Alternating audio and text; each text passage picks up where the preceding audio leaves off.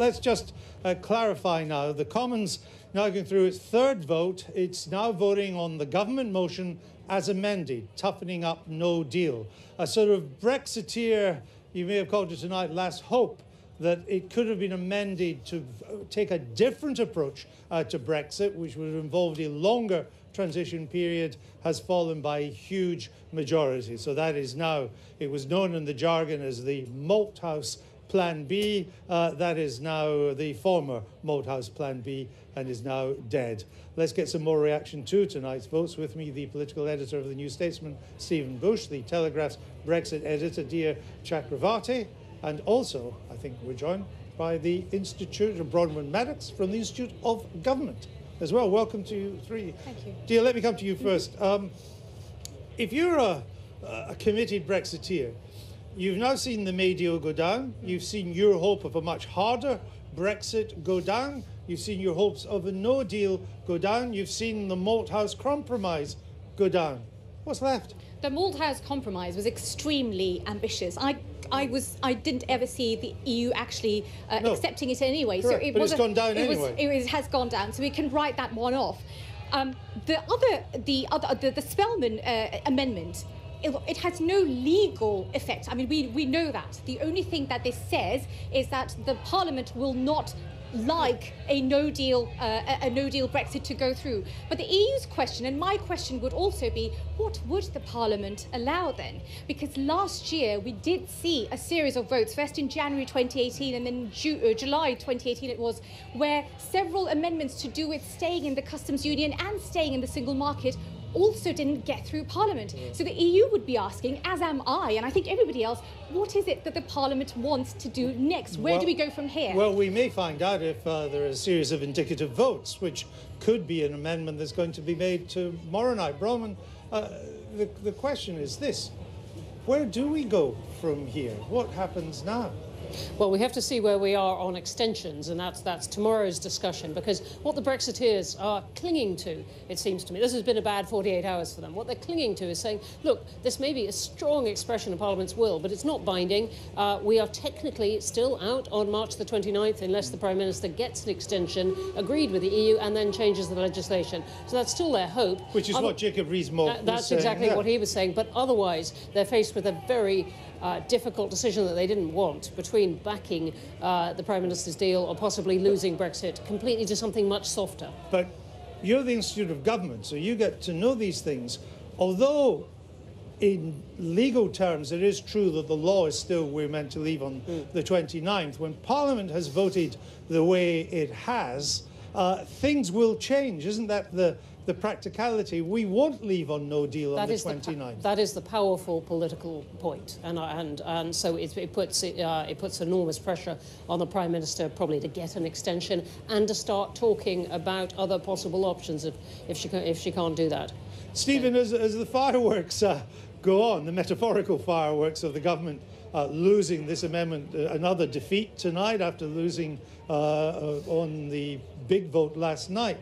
There's another story going on behind the scenes. My understanding is that Mrs. May is still trying to put her deal back on the road, and that conversations are going on with the DUP. Mr. Cox, the Attorney General, is involved in them, and she hasn't totally ruled out. In fact, she may actively be working towards a third vote on her deal.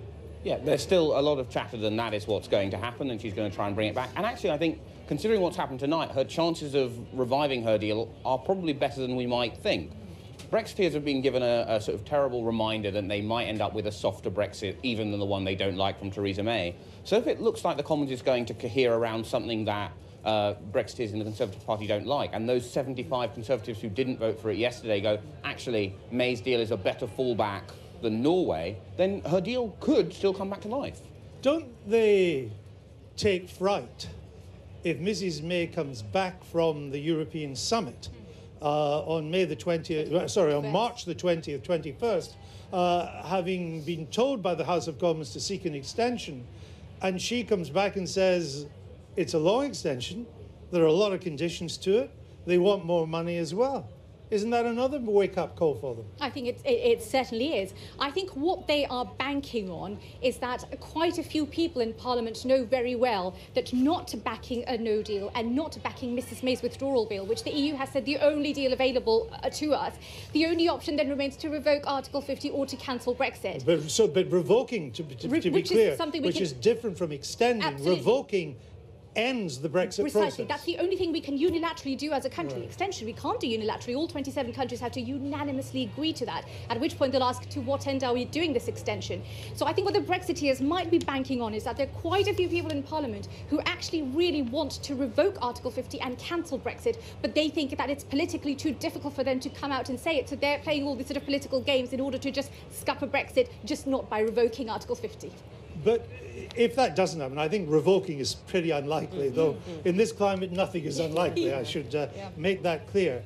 What is likely is an extension of Article 50 now beyond March the 29th. But that is tricky for us because, as a country, because we're essentially supplicants in that process, are we not? We have very few bargaining cards to play with the EU. They will in the end determine the length and determine the purpose, or at least demand a purpose. True? True, absolutely true. What I'm interested in, though, is whether the Prime Minister tries to take a bit of control over that process, and in what she says after tonight's votes, whether she comes out and tries to say, look, I'm going to negotiate this extension on my own, and technically she can. She doesn't have to go to Parliament for that. Whether she tries to short-circuit tomorrow's debate about extensions and just try and strike that with the EU. But you're absolutely right. We don't have an awful lot of bargaining points in that negotiation. Is Labour happy with what's going on?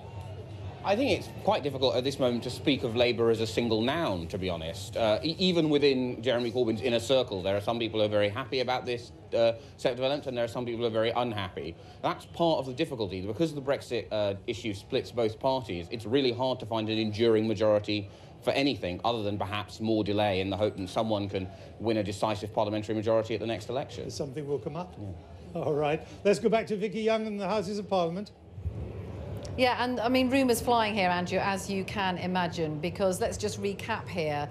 The government is now putting through its motion, which has been changed. MPs saying we are not prepared to leave the EU without a deal. Now, what's happening is that they are being told, Conservative MPs, that you have to actually now vote against that proposition. But we're hearing lots of rumours that there may be MPs, ministers, even cabinet ministers who have not followed that direction. And to explain to people, what happens is that the Prime Minister decides, right, we're going to vote in this way. They tell MPs what to do. And if you don't do it, then you normally lose your job. So that's why this is high-stakes stuff. We could see in the House of Commons a whole group of people like David Gauke, Amber Rudd, the Chancellor Philip Hammond and other ministers who are all very much against a no-deal Brexit. It's going to be absolutely intriguing to find out how they voted and whether they keep their jobs at the end of this. Thank you, Vicky. So coming back to your point, we've heard from Vicky there, the Conservatives could be deeply divided now, including inside the Cabinet, on how it was voted tonight. You were saying Labour is quite hard. I mean, if you're looking from Brussels now, trying to work out, well, how do we help the British to leave now? It's pretty hard to know what to do. Yeah, and that is the thing. Whenever you speak to any European diplomat, the thing also is, well, look, what do you think the British want? And the difficulty is they're used to systems of coalition where you have a broad consensus. We're used to situations where one side wins and prevails. The difficulty is because Parliament is so divided, it's really hard to work out what it is that the EU can give to get this to move along. And even if they can give something to get this Parliament to vote something, the next Parliament, whether it's Labour-dominated or Conservative one, is going to want to rip it up and start again anyway. All right.